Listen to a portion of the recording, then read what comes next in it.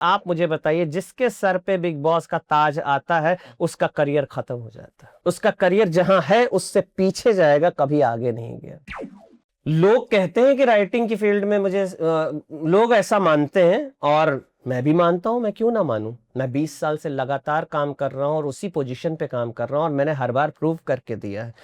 बड़े से बड़े शोज मैंने लिखे हैं, बड़ी से बड़ी चीजें लिखी है, तो मैं क्यों ना। और मैं तो बोलता हूं, मैं आज जो हालत चल रही है ना टीवी और टीटी और इन सब की, मैं आपको बोलता हूं मैं आखिरी स्टार हूं राइटर में। I am the last writing star. कुछ लोग आपके इस एटीट्यूड को आपका एरोगेंस या ओवर कॉन्फिडेंस भी बोल सकते बिल्कुल हैं। बिल्कुल। अभी आप जब ये आएगा, आप नीचे पढ़िएगा, लोग कहेंगे तू है कौन बे।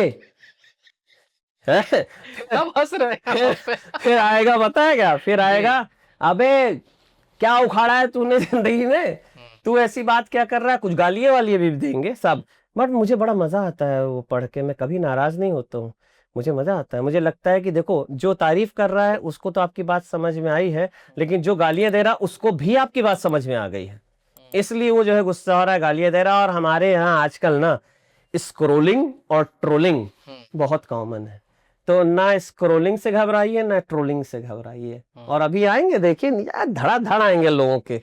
अभी देखिए मुझे कितनी गालियां पड़ी। पिछली पॉडकास्ट में मैंने जो गालियां खाई हैं मैं बता नहीं सकता। पिछली पॉडकास्ट जो हुई हमारी वो इतनी जबरदस्त हुई कि आपको मैं क्या बताऊं।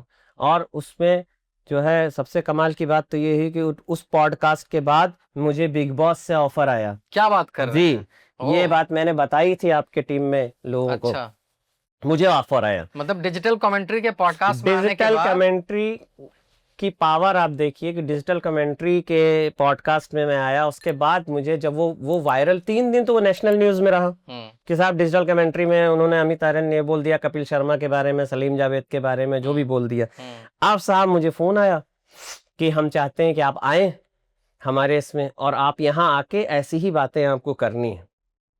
तो मैंने उनसे कहा कि पहली बात तो ये है कि ये बातें मैंने कोई प्लान करके नहीं कही हैं। दूसरी बात ये है कि मैं आपके यहाँ आके प्लान करके नहीं कहूंगा। तीसरी बात ये है, जो मैं बोलता हूँ अभी यही बोल रहा हूँ, आप इसको रील बनाइए, जो बनाइए, मैं ये मानता हूँ, मेरा मानना ये है कि बिग बॉस एक शापित शो है, कर्स शो है। और प्रूफ मैं इसको इस तरह से करता हूं कि जब से बिग बॉस शुरू हुआ है, आप मुझे बताइए, जिसके सर पे बिग बॉस का ताज आता है उसका करियर खत्म हो जाता है। उसका करियर जहां है उससे पीछे जाएगा, कभी आगे नहीं गया। शिल्पा शिंदे की तरफ इशारा है आपका? शिल्पा शिंदे की तरफ इशारा है आपका? नहीं, मेरा सबकी तरफ इशारा। शिल्पा शिंदे पे तो बात कर सकते हैं हम, उसकी कोई बात नहीं, लेकिन मेरा सब पे इशारा। आप किसी का नाम लीजिए, हाँ, जो नहीं जीतता है उसकी गाड़ी निकल पड़ती है।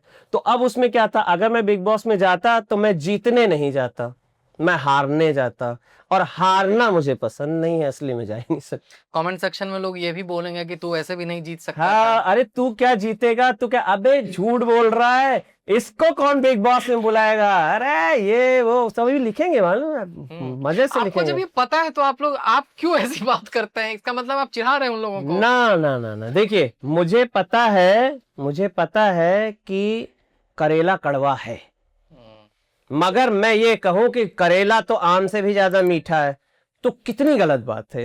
ठीक है, तो मैं हमेशा ना अनफिल्टर्ड बोलता हूँ, सच बोलता हूँ। जिसको जो लगे लग जाए, जिसको मिर्ची लगे लगे, जिसको जो करना है कर लो। हमने तो बोल दिया, हमारा काम हो गया, तुम तक पहुंच गया, तुमने सुन लिया, तुम अब गालियां लिख रहे हो, तुमको बिजी कर दिया हमने, बिजी तो हमने तुमको कर दिया, तो कुछ फर्क नहीं पड़ता है मुझे इससे। और आप जो लोग भी अभी मुझे इसमें गालियां वालियां लिखना चाहें, ये देख के आप आराम से लिखिए, कोई दिक्कत नहीं है मुझे आपकी गालियों से, ऐसे किसी चीज़ से, क्योंकि मैं सच बोलता आया हूँ, सच बोलूंगा, सच बोल रहा हूँ। Thank you for watching this full clip, और मैं आपसे वादा करता हूं कि इसका फुल पॉडकास्ट भी देख के आपको काफी मजा आने वाला है। Link in the description.